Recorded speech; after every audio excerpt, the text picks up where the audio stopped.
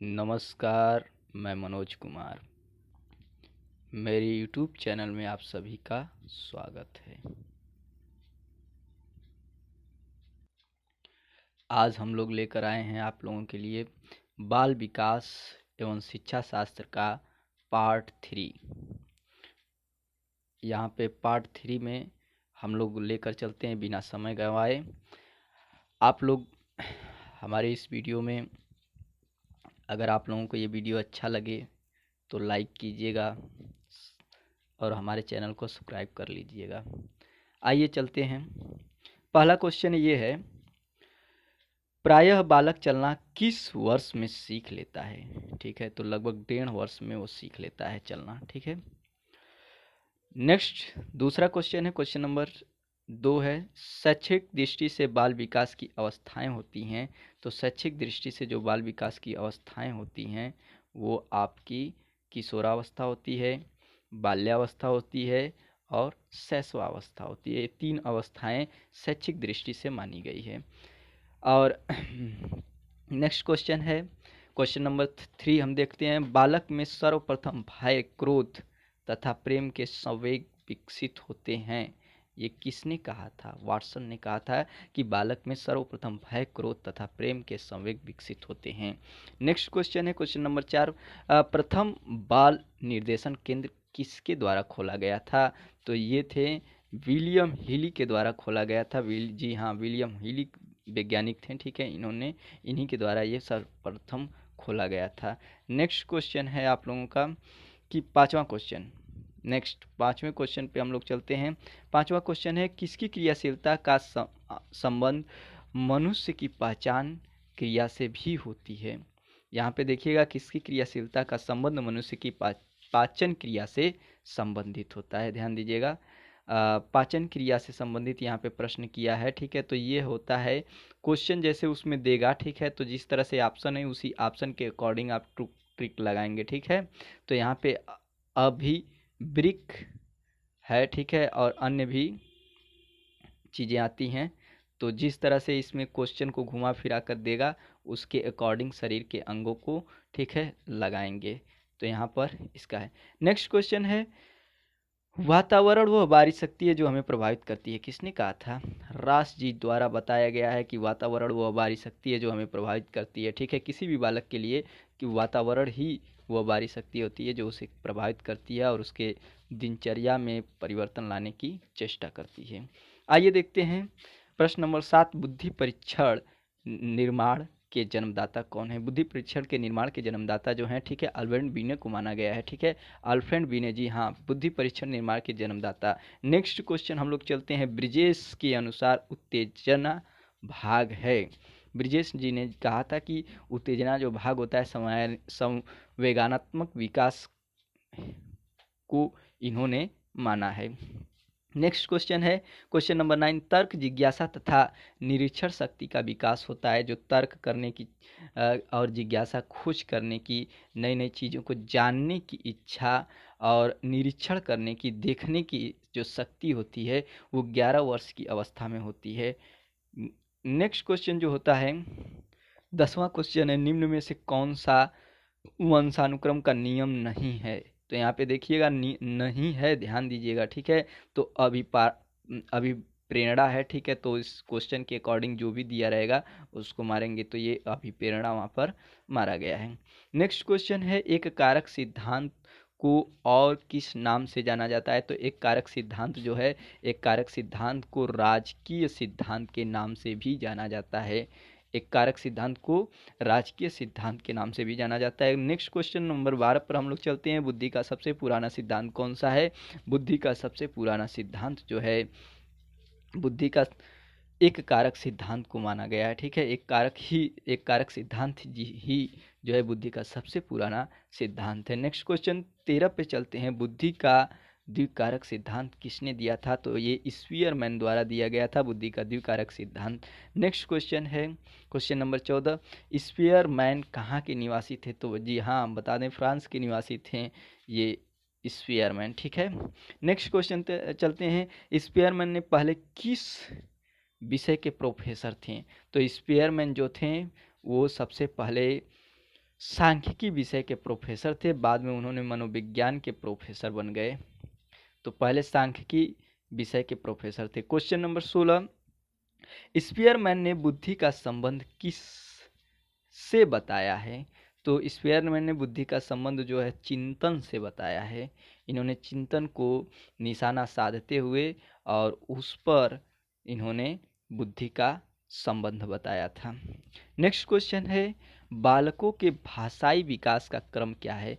तो भाई बालकों में जो भाषाई विकास का क्रम होता है वह इस प्रकार होता है। रोना यानी कि रुदन, क्रंदन भी कहते हैं, बबलाना और हाव भाव जो होता है ये यहाँ पर आपको देखने को मिलेगा। ठीक है, नेक्स्ट क्वेश्चन 18 पे चलते हैं।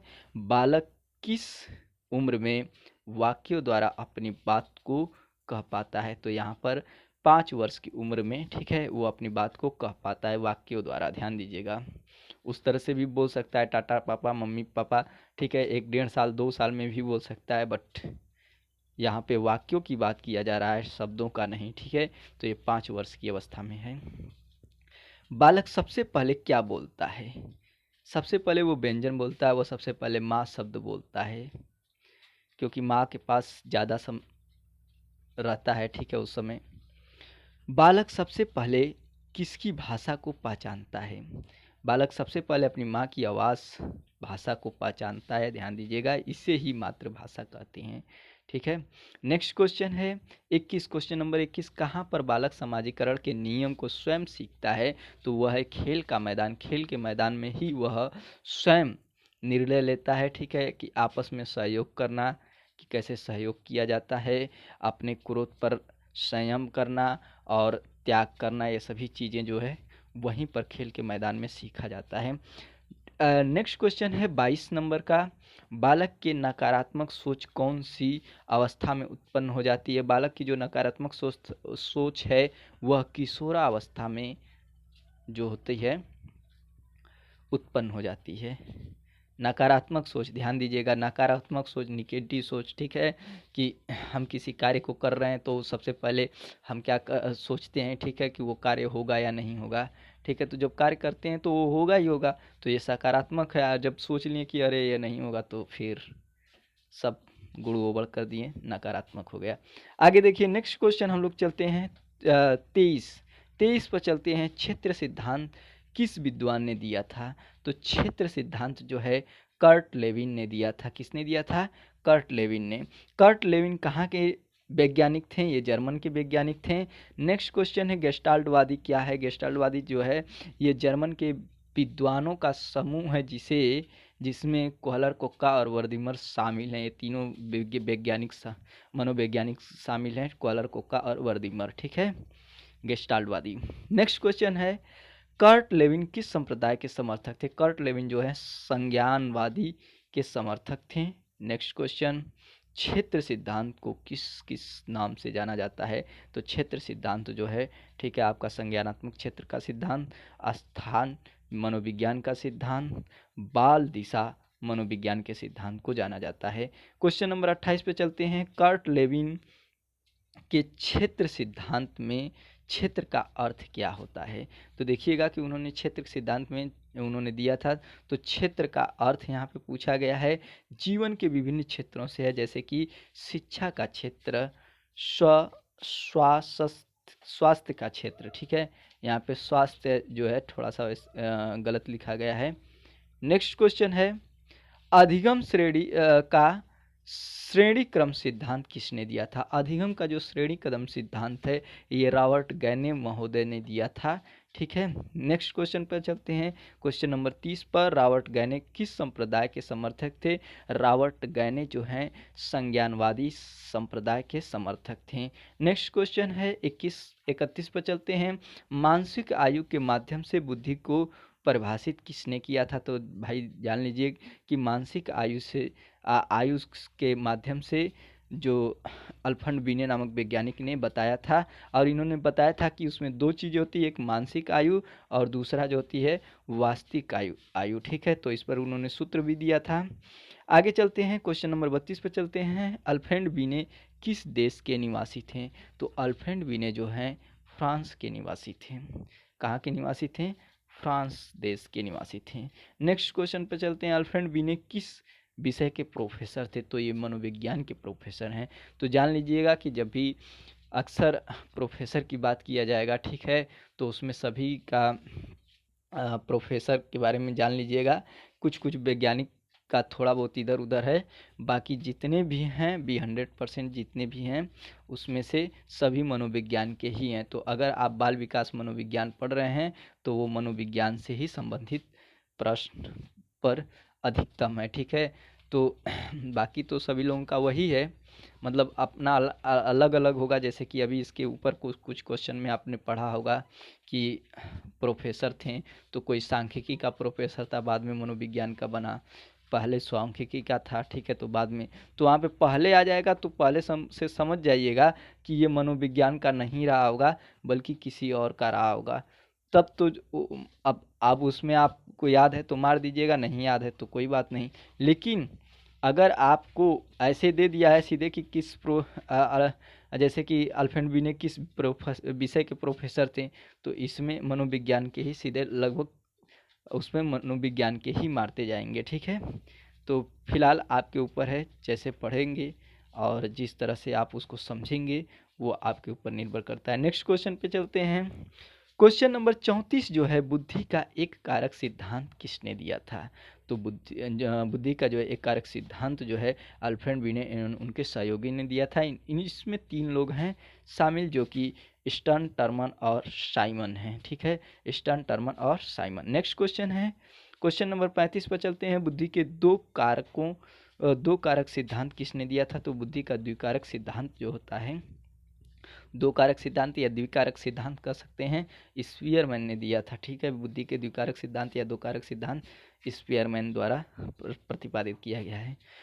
बुद्धि के दो कारक सिद्धांत कौन कौन से हैं? ठीक है, तो दो कारक सिद्धांत, बुद्धि के दो कारक सिद्धांत जो है, ठीक है, एक जी कारक और दूसरा जो है एस कारक है।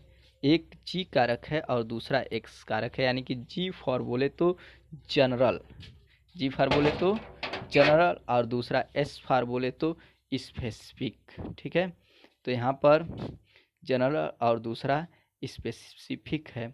आगे चलते हैं। नेक्स्ट क्वेश्चन नंबर 37 पर चलते हैं। बुद्धि का समूह कारक सिद्धांत किसने दिया था? तो बुद्धि का जो समूह कारक सिद्धांत होता है ये थर्स्टन महोदय ने दिया था। किसने दिया था? थर्स्टन महोदय ने दिया था। इनके अनुसार बुद्धि को 7 कारक होते हैं बुद्धि के। तो इन्होंने बताया था कि ये जो 7 कारक होते हैं, ठीक है, तो ये होते हैं अंक योग्यता, दूसरा होता है शाब्दिक योग्यता जिसे वर्बल बोलते हैं, और तीसरा स्थान अंतराल होता है, इसे एस से प्रदर्शित करते हैं, और चौथा प्रत्यक्ष ज्ञानात्मक होता है, इसे पी से प्रदर्शित करते हैं, और स्मरण योग्यता होते हैं, इसे मेमोरी से एम से प्रदर्शित करते हैं, और आगमन एवं निगमन होता है जिसे इसमें तर्क किया जाता है, ये आर से प्रदर्शित करते हैं, और लास्ट है वाक शक्ति जो होता है इसे डब्ल्यू से प्रदर्शित करते हैं। तो इन्होंने ये 7 कारक बताए थे। नेक्स्ट क्वेश्चन हम लोग चलते हैं, क्वेश्चन नंबर 38 पर चलते हैं। बुद्धि का बहुकारक सिद्धांत किसने दिया था? डाइक ने दिया था, ठीक है। थोड़ी देर तक और बने रहिए, ठीक है। नेक्स्ट क्वेश्चन है, बुद्धि का बहुबुद्धि सिद्धांत किसने दिया था? तो गार्डनर महोदय ने बुद्धि का बहुबुद्धि सिद्धांत बताया था। इन्होंने बताया था कि बुद्धि जो होती है, ठीक है, ये बहुबुद्धि होती है और ये छोटे छोटे कारकों से मिलकर बनी होती है, जीएस फैक्टर से भी मिलकर बनी होती है, जो हर अलग अलग मोमेंट पे अलग अलग तरीक़ों से ये कार्य करती है, और हर एक दूसरे के साथ कनेक्शन होता है, ठीक है। आगे चलते हैं, क्वेश्चन नंबर 40 पे चलते हैं। बुद्धि का तरल व ठोस सिद्धांत किसने दिया था? तो बुद्धि का तरल और ठोस सिद्धांत जो होता है आरवी कैटल ने दिया था। नेक्स्ट क्वेश्चन है, कोहलर किस संप्रदाय के समर्थक थे? तो कोहलर संज्ञानात्मक वादी थे। क्या थे? संज्ञावादी थे, ठीक है। नेक्स्ट क्वेश्चन है, चूहों पर अपना प्रयोग किस वैज्ञानिक ने किया था? चूहे पर, ठीक है। तो चूहे पर स्किनर ने चूहों पर अपना प्रयोग किया था। नेक्स्ट क्वेश्चन है, स्किनर किस संप्रदाय के समर्थक थे? Question number 43, व्यवहारवादी। ठीक है, इन्होंने व्यवहारवादी बताया था। और जितना भी हम लोग मनोविज्ञान पढ़ते हैं तो ये सब व्यवहार पर ही आधारित होता है आपका मनोविज्ञान। ठीक है, तो हम लोग नेक्स्ट चलते हैं, क्वेश्चन नंबर 44 पे चलते हैं। नए रचनात्मक कार्यों को सीखने पर कौन सा सिद्धांत बल देता है? तो ध्यान दीजिए, अंतर्दृष्टि का सिद्धांत जो होता है नए रचनात्मक कार्यों को सीखने पर बल देता है। नेक्स्ट क्वेश्चन है क्वेश्चन नंबर 45, अंतर्दृष्टि का सिद्धांत किस मनोवैज्ञानिक ने दिया था? तो ये कोहलर ने दिया था अंतर्दृष्टि का सिद्धांत को। ठीक है, नेक्स्ट क्वेश्चन नंबर 46, मानसिक रूप से मंद बालकों को सीखने पर कौन सा सिद्धांत उपयोगी है? तो शास्त्रीय अनुबंधन सिद्धांत जो होता है मानसिक रूप से मंद बालकों को सीखने में पर ये उपयोगी होता है। ठीक है, नेक्स्ट क्वेश्चन है,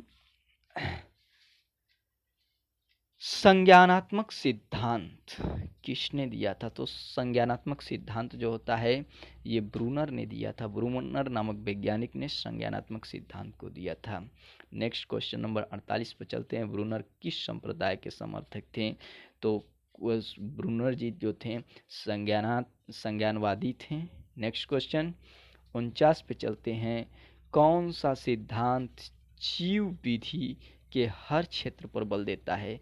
तो क्षेत्रीय सिद्धांत जो होता है जीव विधि के हर क्षेत्र पर बल देता है। नेक्स्ट और लास्ट क्वेश्चन आज का है, गेस्टाल्ट का अर्थ क्या है? तो गेस्टाल्ट का अर्थ जो होता है संपूर्ण या समग्र होता है। तो मैं आशा करता हूँ कि आप लोगों को ये वीडियो अच्छी लगी होगी और हम लोग मिलते हैं अगले वीडियो में। तब तक के लिए नमस्कार।